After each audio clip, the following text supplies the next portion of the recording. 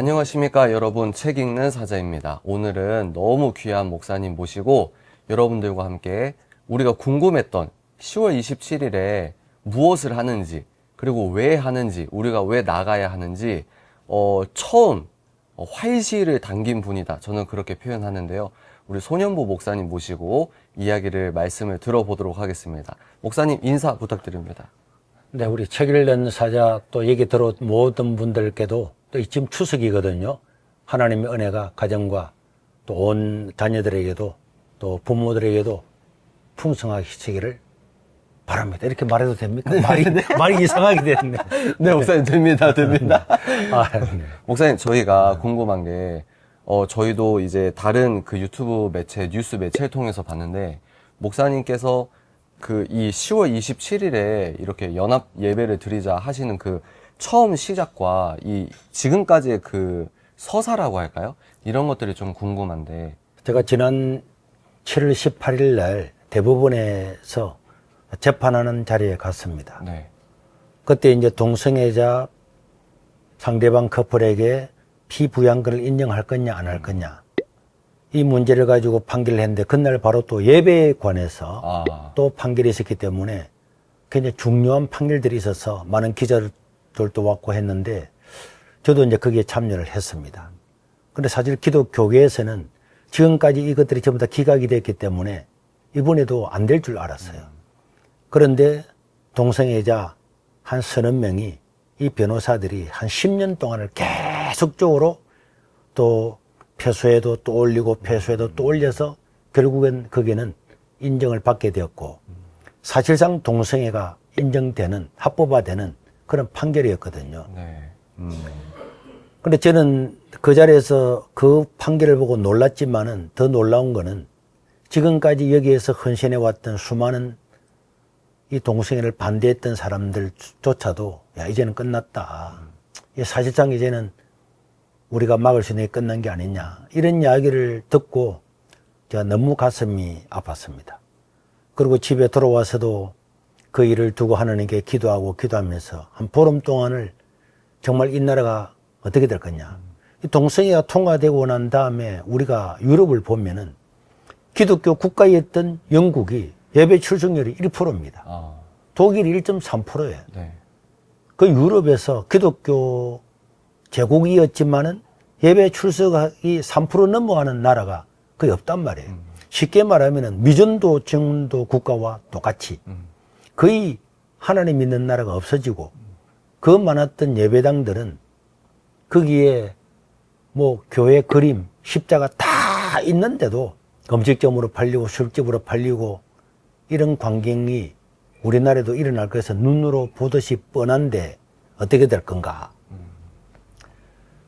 그런데 8월 2일 날 금요일 날 새벽에 하나님께서 저에게 너무나 강력한 감동을 주었어요. 하나님, 정말 끝났습니까? 이대로 한국 교회가 이렇게 교회가 많고 대형 교회가 많은데 교회만 자랑하던 이 한국이 저 유럽처럼 저렇게 몰락하게 될 겁니까?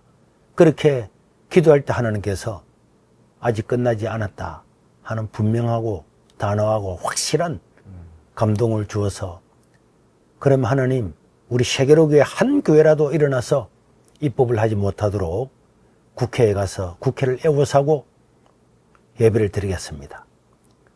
저는 지금 건강보험공단에다가 우리가 이것을 입법을 하지 말라라고 질의서를 보냈는데 회신이 왔어요. 네. 그 회신은 대법원 판결에 의해서 지금 이 시행세칙을 준비하고 있다. 다 끝나고 나면은 알려주겠다. 이런 판결을 제가 보았습니다. 그렇기 때문에 너무나 급하기 때문에 사실은 제가 9월 1일 날 주일 오전 예배를 수월에 가서 예배를 드리려고 계획을 했거든요. 그렇게 계획을 하다가 야, 내 혼자서 되겠냐. 혹시나 마음을 같이 하는 사람들은 없을까. 그러다가 이제 오정호 목사님, 새로난 교회 목사님한테 전화를 걸었더니 그분이 흔쾌히 우리도 그럼 주일 오전에 올라가서 함께 예배를 드리겠다는 거. 그래서 제가 또 사랑의 교회 오정현 목사님한테 전화를 걸었더니 그분께서도 주일 오전이 너무나 부담스럽지만은 그러면 이 일을 위해서 사랑의 교회도 동참하겠다고. 그래서 제가 용기를 얻고 서울에 올라와서 한 교회 한 교회를 찾아가서 여러 목사님들이 동의를 해주셨고, 또 소광수 목사님도 동의를 하고, 김장환 목사님도 동의를 하고, 또 이영훈 목사님도 만나게 되고, 이런 여러 과정들을 통해서 반드시 우리가 이 차별금지법을 막아내야 되겠다. 그래서 100만 명이 모여서 서울에 모여서 우리가 하나님께 예배하고 한국교회 전체의 의지를 밝힌다면은 어떤 대법관도, 어떤 국회의원도, 어떤 정치가도 우리를 무시해서 이런 법률을 제정하거나 통과시키지는 못할 거다.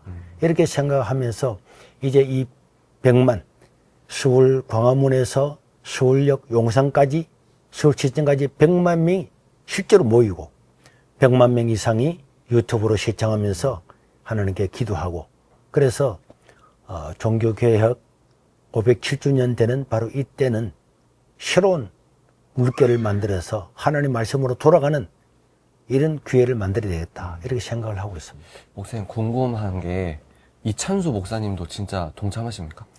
이천수 목사님이나 이재원 목사님이나 또 조정민 목사님이나 많은 분들, 주성종 목사님을 비롯해서 한국에 있는 대형 교회 대부분이 참여하기로 했고, 또 인천 쪽에도 금단중앙교회라든지 또 주한 장로교회라든지 이런 교회들도 다 참여하게 하고, 인천에서는 20만 명이 참여할 거라고 연락이 왔거든요. 네. 그리고 부산에서도 포도원교회도 100대를 버스를 대절해서 올라오고, 네. 부산 성시화를 중심으로 해서 5개 단체가 500대의 차량을 제절해서 그날 올라오겠다. 또 진주 초대교회도 100대의 차량을 제절해서 다 올라오겠다. 또 오늘 아침에도 보니까 소청도에서 비롯해서 또 저 광주에서도 올라오겠다고 이렇게 연락이 많이 오고 있기 때문에 100만 명이 되고, 또 우리가 수원중앙 침례교회라든지 또 제가 잘 몰랐던 이런 수많은 교회들이 든단한 교회도 마찬가지고 다 올라오겠다 그러니까 저는 실제로 100만 명이 모일 거다, 이런 생각이 들고, 또 무엇보다도 지난주에 각 교단의 총회가 열렸는데 백석교단도 전부 다 참여하기로 결정을 총회 차원에서 했고, 대신교단에서도 전부 다 참여하겠다. 심지어 가장 보수적인 고신교단도 주일 예배를 포기하고 부산 경남에서 전부 다 올라와서 참여하겠다, 이렇게 해 주었습니다.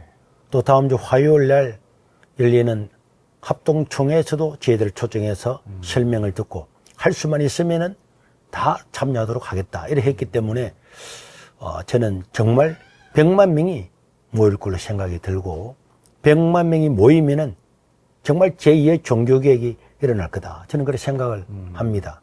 또 제가 왜 제2의 종교개혁이라 이렇게 말을 하는가 하면은, 루터나 칼빈이 종교개혁을 일으켰을 때는 그들의 슬로건이 성경이었습니다. 오직 성경으로 돌아가자. 오직 믿음, 오직 은혜. 이렇게 해서 그 당시에 잘못됐던 그런 교리들, 행위로 구원받는 것, 우리가 잘 알다시피 헌금을 해야 구원을 받는 이런 것이 아니라 오직 하나님의 말씀으로 돌아가자, 이렇게 해서 지금 500년이 지났는데, 500년이 지나면서 저 유럽은 이 성경을 다 버렸어요. 종교 다원주의가 들어왔죠. 예수님 아니고도 구원받는다는 사상이 들어왔습니다. 그리고 유신 진화론이라 그래서 하나님께서 천지를 창조하신 것이 아니라 진화를 통해서 이 세상이 이끌어가도록 만들어졌다. 그 하나님의 창조를 부정합니다. 창세기를 부정합니다. 그리고 아담과 하와가 죄를 지어서, 그래서 이 죄에서 구원해 주기 위해서 예수님이 오시는 이 가장 기본적인 진리를 부정하는 거예요. 유신 진화론을 믿는다면 아담 이후에도 누군가 있은 거잖아요. 원숭이에 때 누가 있었습니다. 그럼 죄는 누가 지었습니까? 예수님 누구 때문에 옵니까? 이 성경을 완전히 부정하고 하나님의 은혜의 복음, 오직 예수 그리스도를 부정하는 이런 사상이 만연되어 있었기 때문에 그런 사상을 받아들였던 유럽은 어떻게 되었습니까? 예수님 필요 없잖아요. 성경 필요 없잖아요. 교회 갈 필요 없잖아요. 그래서 100% 기독교 국가였던 나라들이 교회 출석률이 1%로 다 떨어지게 된 겁니다.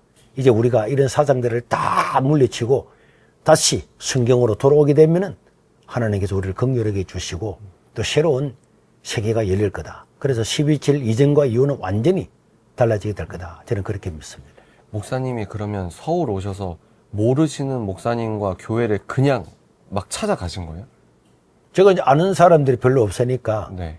어떻게든지 이제 교회 전화를 해가지고 비서실에 연락해서 연결이 되면은 전화번호를 받게 되면은 문자를 또 보내고 또 보내고 뭐 낮에도 보내고 밤에도 보냈는데 제가 뭐 오늘 또 새벽 2시, 3시까지도 문자를 보내거든요. 눈만 뜨면은 보내다 보니까 이제 이 손가락이 그리고 요새 이제 녹음으로도 이제 전환이 많이 되는데 제가 이 경상도 사투리를 쓰니까 이게 인식을 잘 못하고 말을 너무나 못해. 그래서 계속 손을 하다 보니까 이제 손가락이 진짜 아플 만큼 그렇게 하는데 그래도 그렇게 하다 보니까 한 사람 한 사람이 다 동의하겠다, 참여하겠다 이런 분들이 너무 많이 이제 생겼죠. 목사님 그러면 그렇게 하시는 과정에서 야 이건 정말 하나님의 기적이다라는 에피소드가 좀 있었을까요? 이거는 100% 하나님 기적이고요. 네. 그날이 지나고 나면은 모든 사람이 이야기할 겁니다. 이 사람이 하는 게 아니거든요. 제가 부산에 있는 제 한 사람이 뭐 하자. 또 제가 뭐 전국을 다 모으려고 한 것도 아니었잖아요. 그런데 여기에 공감했던 사람들이 전화를 걸어서 부탁을 하면은 2, 3분 만에 하겠습니다. 이렇게 몇만 명 모이는 교회 사람들이 하겠다는 것은 기적이죠. 네. 정말 기적입니다. 목사님 그러면 팬데믹 때 목사님 당하셨던 어떤 시련과 이런 걸 조금만 얘기해 주시면 왜냐면 저 개인적으로는 목사님께서 팬데믹 때 투쟁하신 이 서사가 쭉 오는데 많은 분들이 아시지만 또 모르시는 분도 있으니까 코로나가 왔을 때에 정부는 처음에는 문을 다 닫으라 그랬습니다. 그래서 비대면 예배. 비대면 예배라는 말 자체가 없는 거예요. 아니, 비대면은 어떻게 돼요? 근데 그런 말을 만들어가지고 예배가 있는 것처럼 그래서 교회에서 예배 드리지 말고 유튜브로 가 예배를 드리라. 이렇게 했을 때에 저는 여기에서 반발을 하고 절대로 받아들일 수가 없는 거죠. 그리고 이것은 교회가 판단을 해야 되는 거예요. 우리 교회도 모든 교인들이 신앙생활을 할 뿐만 아니라 사회생활을 다 하고 있잖아요. 그래서 사회가 정말로 막 3단계, 4단계 되어서 모든 감염병이 다 퍼지는데 우리 예배 드리겠습니까? 그런데 칼국수 집에도 10명씩 가고 조그마한 식당에도 10명씩 가고 다 가서 말하면서도 밥을 먹는데 우리 교회가 5,500명 들어가는 그 예배당에 한 명도 들어가지 말아라. 5명만 들어가라. 이거는 과학적으로도 안 맞고. 그리고 부산 상광사에는 52주년 기념한다고 1,500명이 모여서 국회의원도 가고, 구청장도 가고, 다 가는데 교회는 5명 모이라. 이걸. 그리고 우리나라에는 하루에 지하철 타는 사람이 720만 명 됩니다. 버스하고 합치면은 800만, 900만 됩니다. 그런 데는 아무런 제재가 없는데 교회만 예배를 못 드리라고 하는 거는 있을 수가 없는 거죠. 이거는 종교 탄압에 가까운 거고 과학적으로도 맞지 않고 형평성으로도 맞지 않고 무엇보다도 종교의 자유를 우선시하는 이 헌법에도 맞지 않았기 때문에 우리는 계속적으로 우리가 2m 간격을 다 띄어서 1,000명 이상의 예배를 드렸습니다. 그런데 5명밖에 모이지 말아라. 이 5명은 방송 송출하는 사람 빼면은 아무도 못 드리는 거예요. 그런 상태에서 1,000명 이상이 모여서 예배를 드리니까 이제 난리가 난 거죠. 모든 언론이 다 왔고 우리 20분 이상 고발을 당하고 그래서 저는 뭐 매일마다 뭐 경찰서 갔다가 검찰 갔다가 법원에 갔다 하는 것이 일상이 됐는데 그럼에도 예배를 드리다 보니까 결국은 교회가 폐쇄가 되었어요.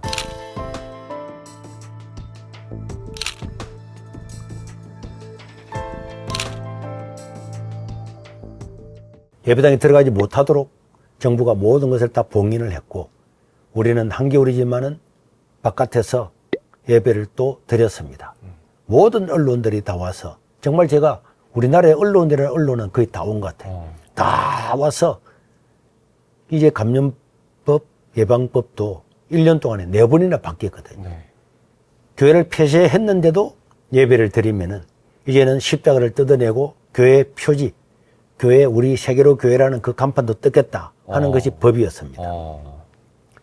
저는 우리 교회 하나가 없어지는 한이 있어도 이거는 너무나 부당하기 때문에 있을 수가 없다. 그래서 밖에서 예배를 드렸는데 그날 이후로 이제 우리 교회는 그 법에 의하면은 정말 이 모든 것 뜯겨나갈 판이었고 또 공무원들도 와서 법대로 집행하겠다고 공언을 했습니다. 그런데 그날 저녁에 반전이 일어났어요. 우리가 그렇게 억울한 일을 당하는 것을 보면서 많은 전국의 교회 중에서 그 우리도 동참하겠다. 이런 교회들이 생기다 보니까 정부에서 깜짝 놀란 거죠.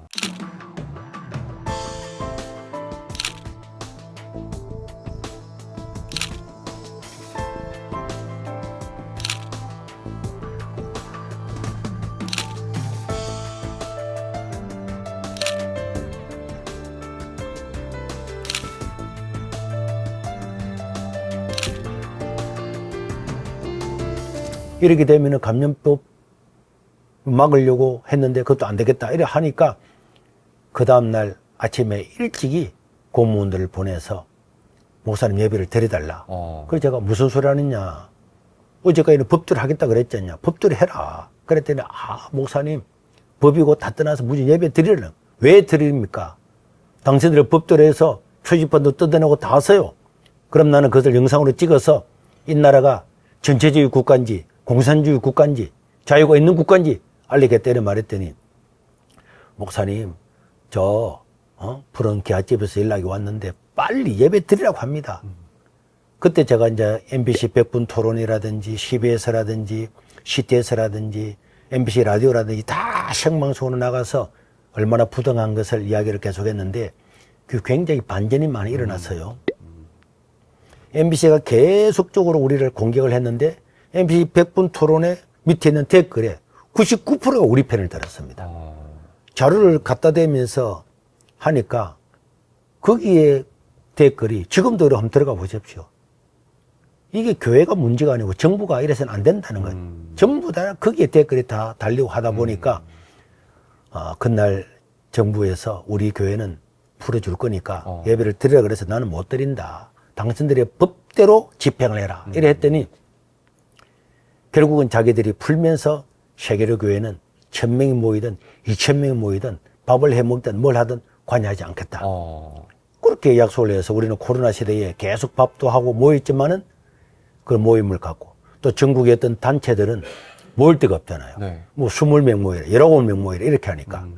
그리고 우리 교회는 1000명도 2000명도 전부 다 집회를 다 수용을 하고 또 밥을 할 수 있는 교회가 우리 교회밖에 없었기 때문에 우리는 그분들에게 1000명, 2000명, 3000명 전부 다 무료로 식사를 다 제공해주고 세미나도 제공해줘서 코로나 때도 정말 하나님의 큰 은혜로 자유를 누릴 수 있는 그런 일이 있었죠. 목사님께서 그렇게 하셨기 때문에 많은 분들이 더 지금 목사님이 가자 할 때 좀 감동하시고 이런 부분도 있지 않을까요?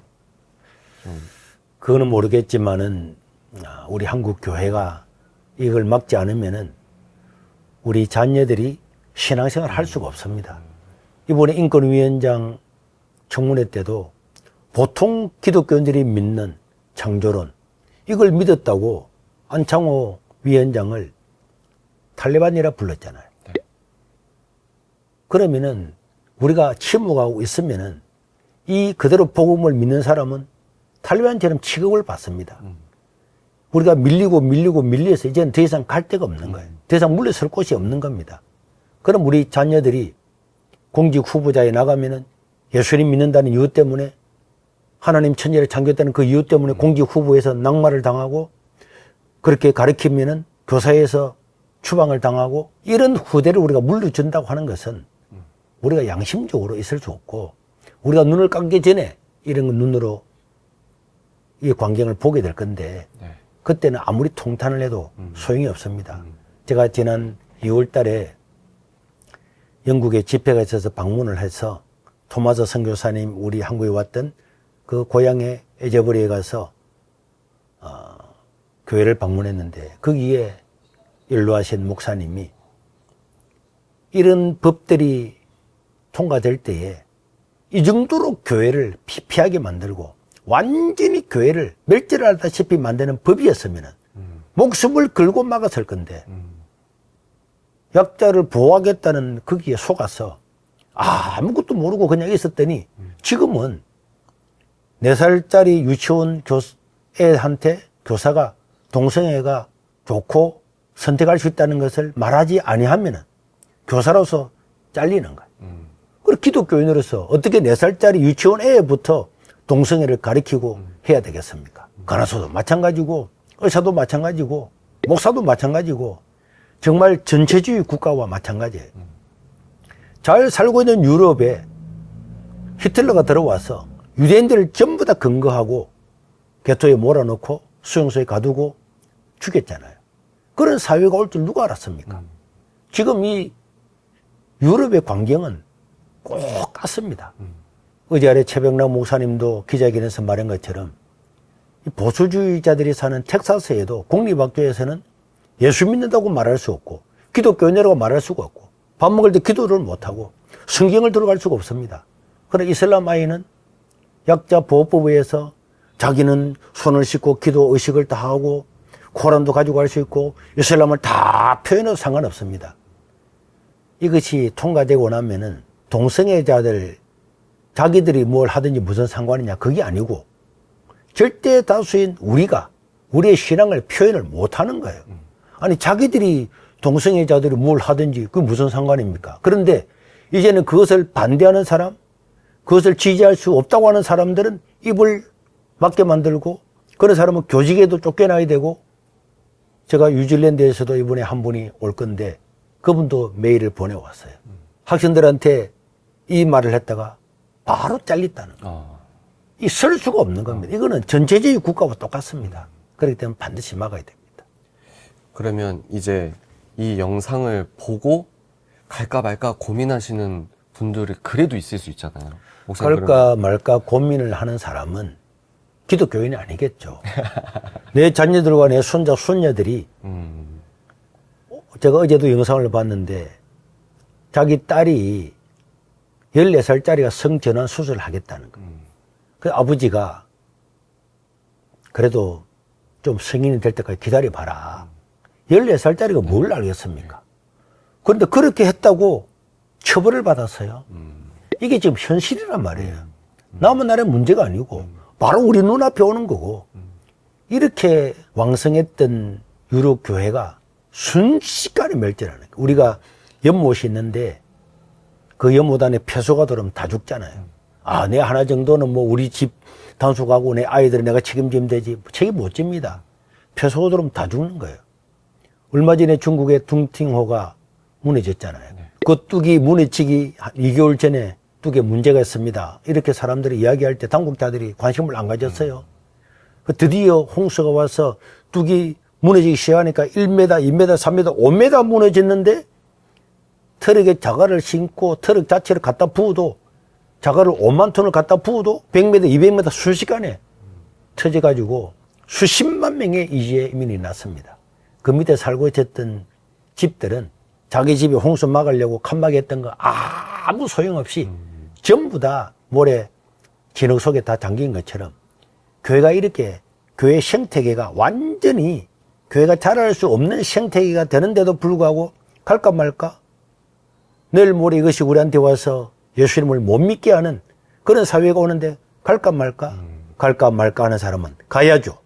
모여야 됩니다. 반드시 모여야 됩니다. 우리가 의지를 표하지 않으면은 우리 한국도 유럽과 똑같이 저렇게 되는 것은 맹약관화한 거죠. 동성애자들은 그 이번에 변호사 한 3명은 10년 동안 여기서 자기들 입장에서 헌신을 한 거예요. 그래서 또 이것이 1심에서 또 저도 또다시 법안을 또 올리고 계속해서 10년 동안의 결실을 자기들이 맺은 겁니다. 몇 명이 목숨을 걸고 하니까 자기들은 자기들의 자유를 얻은 거예요. 그런데 이렇게 700만, 800만의 기독교인들, 수많은 대형 교회들, 우리가 교회를 자랑하지만은 이 몇 명 소수에서 전부 다 무너진다고 하는 것은 너무나 억울한 일이고 있을 수가 없습니다. 그런 사람들은 계속 언론에서 떠들고 이야기하고 주장을 펴니까 법관들도 사회가 그런 줄 알고 판결을 그렇게 하잖아요. 국회의원들도 그런 발의를 하잖아요. 우리가 100만 명이 모이면은 어떤 법관들이, 어떤 국회의원들이 그저 통과시키려고 하겠습니까? 우리는 우리 의지를 나타내야 되고 이런 종교의 자유를 유지하기 위해서는 나와야 됩니다. 한 번 나와서 그것도 못 나온다면은, 한 번도 못 나온다면은 우리의 후손들을 위해서, 내 자녀들과 손자, 손녀를 위해서 하루도 못 나온다면은 그게 어떻게 기독교인을 할 수 있겠습니까? 그리고 교단에서 다 가기를 했는데도 못 나온다. 있을 수가 없는 일이고 반드시 나와서 정말 우리의 신앙의 자유를 지켜야 되겠습니다. 그리고 한마디 더 하면 네네네. 어떤 분들이 이런 사람이 있어요. 한 번 모여서 되겠습니까? 네. 한 번 모여도 됩니다. 1930년도에 인도에서 있었던 일인데 세계 대공황이 왔잖아요. 그때 영국은 경제가 어려우니까 자기들이 식민지로 삼고 있는 인도에 자기 나라의 소금만 인도 국민들이 먹도록 했습니다. 인도 국민들은 바다에서 소금을 채취하거나 판매를 못하게 하고 영국 소금만 먹게 한 거예요. 소금 없이는 못 살아가잖아요. 그래서 인도 국민들은 월급 받아서 소금값에 다 들어갔습니다. 너무너무 어려웠죠. 그때 마하트마 간디는 죽을 각오를 하고 일어나서 70명과 함께 바다까지 행진을 했습니다.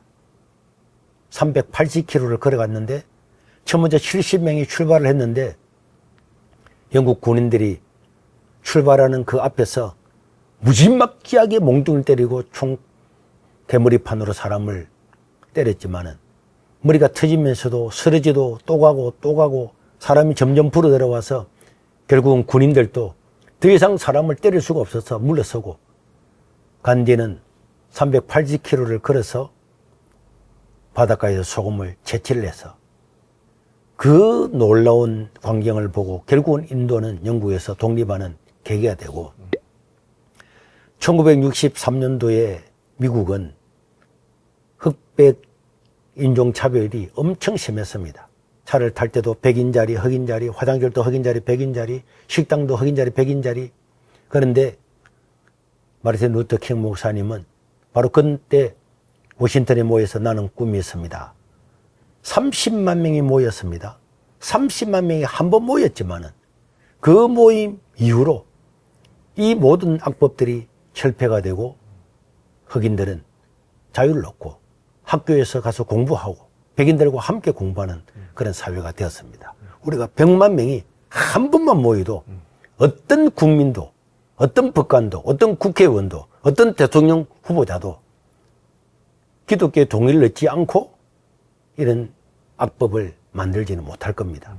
그렇기 때문에 한 번이라도 반드시 모여야 되고 개척교회도 모여야 되고 봉구차 한대면서도 모여야 되고 자기 교회가 안 간다 그래도 모여야 되고 일반 시민들도 모여야 되고 젊은이들은 더 와야 됩니다.